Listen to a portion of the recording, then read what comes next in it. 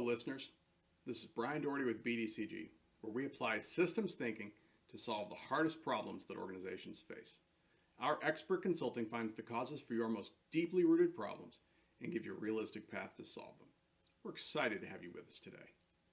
In our first episode, we've explained our mission here at BDCG. Now, many of you who watched or listened are probably wondering, what is systems thinking? Why do I care about it? And how can it help me? In this episode, we go over the definition of systems thinking, including key concepts and examples. So what is the definition of systems thinking? Systems thinking is the study of how parts of a larger structure work in concert to produce emergent properties that could not be predicted by examining each one in isolation. This is a very broad but powerful concept, and examples are all around us. For example, could you predict the behavior of an organ by simply examining its cells one at a time? Or the behavior of the organism by examining the individual organs? Could you predict the level of a river by looking at the river alone and not the land around it and the seas and the weather and so on? Of course not. Yet in an organization, if we try to fix sales or fix engineering, more likely than not, that is exactly what we're doing. In my career, I've seen many examples where the fix for a department lay not in that department itself, but in its relations with the whole. And understanding these is the key to making lasting change to an organization. So how do we interconnect the parts with the whole? Using systems thinking, we can do far more than identify these systemic properties. We can measure them and predict how changes to the system will impact them. First, we quantify properties of the individual components. Then we look for the dependencies between them, how a property of one component affects another. Next, we look for cycles of dependencies, ways in which the behavior of one component boomerangs through the system and affects it in turn. These cycles show us how the system either builds on itself or balances itself, and how each portion of the system changes over time. Once we identify the cycles, we look for the delays associated with those cycles. The time required for, say, a change in the environment to impact an organism is very different from the time for that change to impact geology. And yet, both impacts are real and affect the system over a long enough time scale. Finally, we map these cycles and delays to archetypes that have been discovered over the ages. This allows us to use our accumulated wisdom to understand how to change the system in the ways we wish to, without unintended consequences making our efforts for naught. So, what kinds of cycles are there? As any engineer can tell you, there are two types of feedback loops, negative and positive. These terms can be confusing to the layperson since they seem to confer a judgment on the situation. The use of negative and positive here is strictly mathematical in nature. They indicate when a variable in the loop changes whether the further change that results from the cycle is in the opposite direction as the initial change, that's a negative feedback, or the same, that's positive feedback. For example, a classic negative feedback loop is that of the automobile cruise control. As the car's velocity increases above the target velocity, the cruise control applies the brake and decreases it. As velocity decreases, it applies the throttle to increase it. It's simple, but very effective at maintaining an equilibrium. Note that it is not negative in the common sense of the word at all. Also notice that all of these variables are measurable. The velocity of the car, the amount of braking, and the opening of the throttle can easily be quantified. This means that they can be studied and understood scientifically, not just anecdotally. In systems thinking, these are known as balancing loops. They can be useful, as they often are in nature, to keep an ecosystem in relative stasis, or they can be a drag, as when an organization finds its growth limited as it becomes a victim of its own success. In any case, we mark them with a minus sign to indicate that they operate counter to the direction of change. Positive feedback loops, on the other hand, are accelerators of change. When this change is harmful, we refer to one of these as a vicious circle. Vicious circles are sadly all too familiar. Vortexes of destruction that can drag your business down without a well-designed strategy to break them. A classic example is the feedback loop that occurs when a company allows product quality to slip. It's an old story these days. A higher bug level decreases customer satisfaction.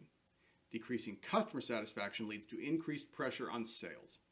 That in turn leads to requests for more features in the same time span to capture customers that way. This then leads to overcommitment of engineering resources, which finally leads the bug level to increase even more. Many a firm has found itself mired in this quicksand and unable to keep pace with the market thanks to this trap. Note again that every variable here is quantifiable. Bug level for a product can be counted. Customer satisfaction can be tracked over time via surveys. Pressure on sales can be quantified by tracking how bookings compare to the industry or broader economy. Requests for features and their size can be tracked over time. Finally, overcommitment of engineering resources manifests as higher committed velocity compared to historical velocity. And finally, note that we mark this with a red plus to indicate that it's harmful. On a happier front, when a positive feedback loop is beneficial, we refer to it as a virtuous circle. The virtuous circle is the engine that drives growth, productivity, and improvement of living standards around the world. There is no greater success in business than to witness the explosion that occurs when a virtuous circle truly manifests in earnest. In generic terms, this is the promised land. Good products gain a good reputation, leading to more sales. These sales lead to revenue and profits. These can be invested in more R&D, which leads to the next generation of hopefully good products. Even more fun is the version of this diagram that includes network effects, which leads to the kind of lock-in that Facebook enjoys and that the monopolists of old could only dream of. And as you can see, we mark this with a green plus because it's beneficial. Every system diagram is a combination of these three cycles, working in tandem or at odds to tug your organization a particular direction. But to understand their actual and apparent force, we must also factor in the delays associated with them. Not all cause and effect relationships are created equal. Some of them manifest very quickly, such as the impact of web advertising on lead generation, or of strongly negative news on stock price. As Douglas Adams wrote, nothing travels faster than the speed of light, with the possible exception of bad news. Others can manifest much more slowly. The slow recovery in reputation after a company fixes a quality issue is one example. This was observed with Chipotle after its Listeria problems in 2015. Its recovery, its reputation can be modeled as follows. Fixes to quality issues lead to a higher customer perception of quality, which increases sales. This increases available capital, which in turn funds the correction of more quality issues. Note, if you're watching this, the delay marker on the arrow indicating a delay between the resolution of quality issues and customer perception. In situations like these, management must be prepared for results to take some time. The wise leader who understands the nature of the system will be patient and stay the course. Delays such as these can cause several issues. 1. When information transmission is delayed, it can have a serious impact on the ability of a company to gauge the true state of their organization and market. The classic example in systems thinking is the infamous beer game. In this game, delayed information causes participants to wildly misestimate needed production and ordering, leading to financial ruin. 2. Delays can mask the true impact of a dependency, sometimes until it is too late to stop the problem. Think about how HIV's latent period allowed it to spread widely before authorities became aware that they had a full-blown epidemic on their hands. Number 3. Delays can cause us to direct our attention to a quick fix solution to a problem. Such a solution doesn't carry delays with it, but also doesn't address the true root cause.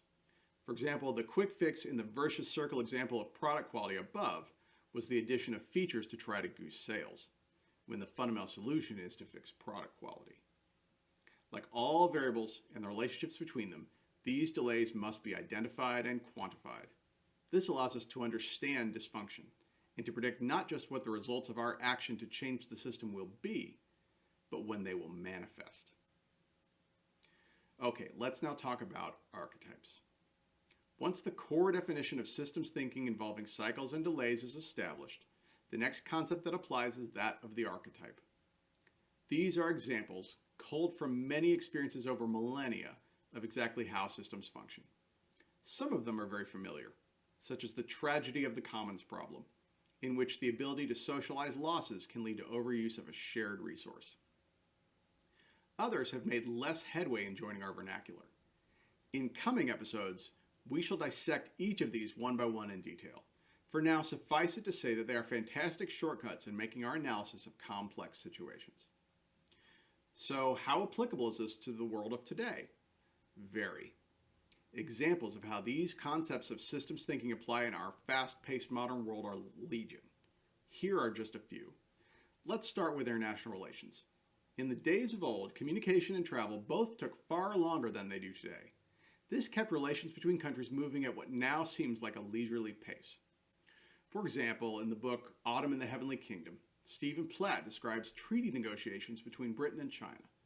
These negotiations required a 1-year round trip to find out after each revision if the sovereign accepted the treaty. Not anymore. Now our relations move at lightning speed and their effects with them. And as systems theory predicts, these effects rebound back upon these state actors. In May 2018, President Trump extended his steel and aluminum tariffs to the EU and Canada. This was countered by both sides in June and July respectively, barely a month later. So, will the optics of fighting for America's workers lead to a vicious circle of tariff escalation? Or will the pain of paying higher prices cause a balancing loop that moderates this trade war? I'm recording this in August of 18, so it's hard to say, but either way, it's undeniable that systems thinking should play a large part in the analysis. Systems thinking is also key to understanding domestic politics, because systems within countries also operate with much higher speed than in past decades. Particularly interesting is the ways in which political systems and their cycles have not kept pace. The cycles of elections and the stately pace of lawmaking remain unchanged even as the world has accelerated. This leaves the government scrambling to keep regulations in pace with the advance of technology. For example, Europe has long had a strong bias toward robust worker protection. It is amazing that it was 20 years after the coming of Google and 15 years after the coming of Facebook before GDPR came to be.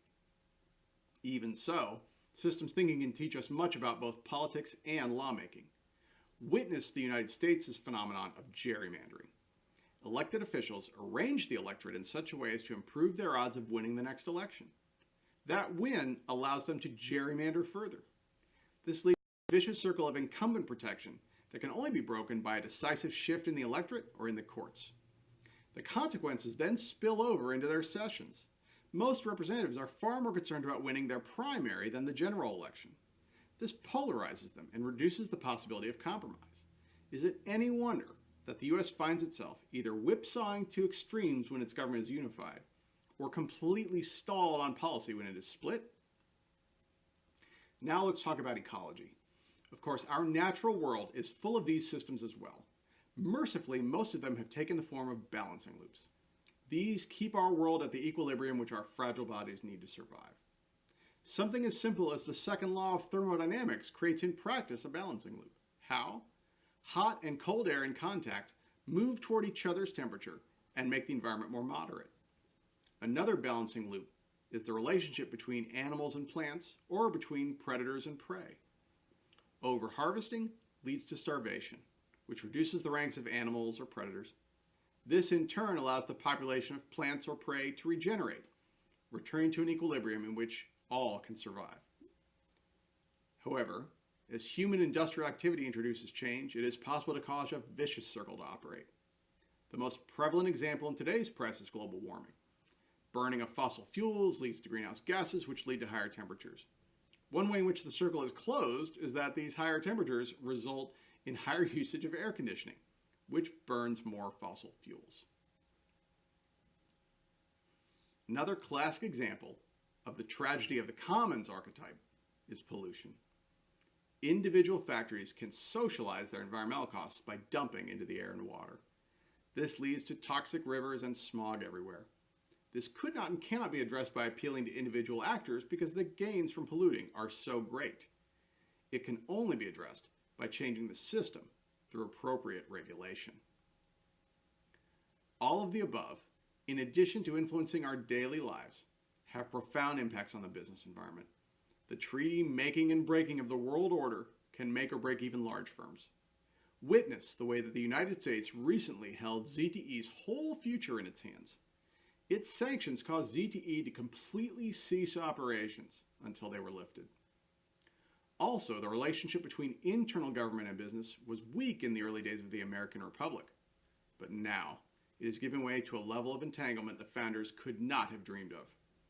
This has led to issues both of overregulation, where small business owners are greatly encumbered, and of regulatory capture, where large multinationals bend regulations to their will. Finally, our ecology has great impacts on business costs and viability. One obvious example is how pollution concerns led to the regulation and slow decline of the coal industry. How is this important to your organization and your management? Well, I would bet that most of you listening to these examples silently nodded your heads in sad recognition. You've seen the impact that these systemic problems have on an organization. You know how challenging it is to face them head on. It's challenging personally to make sense of the situation and know what to do.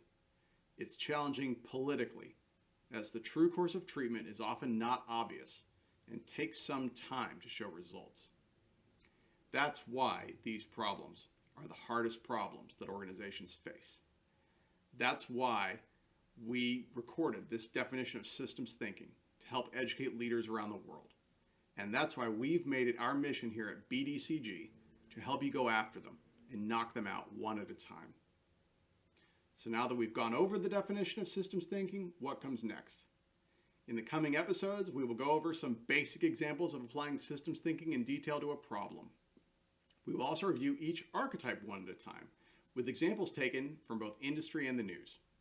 Also, we will delve into recent news, looking for these same patterns in the headlines of the day.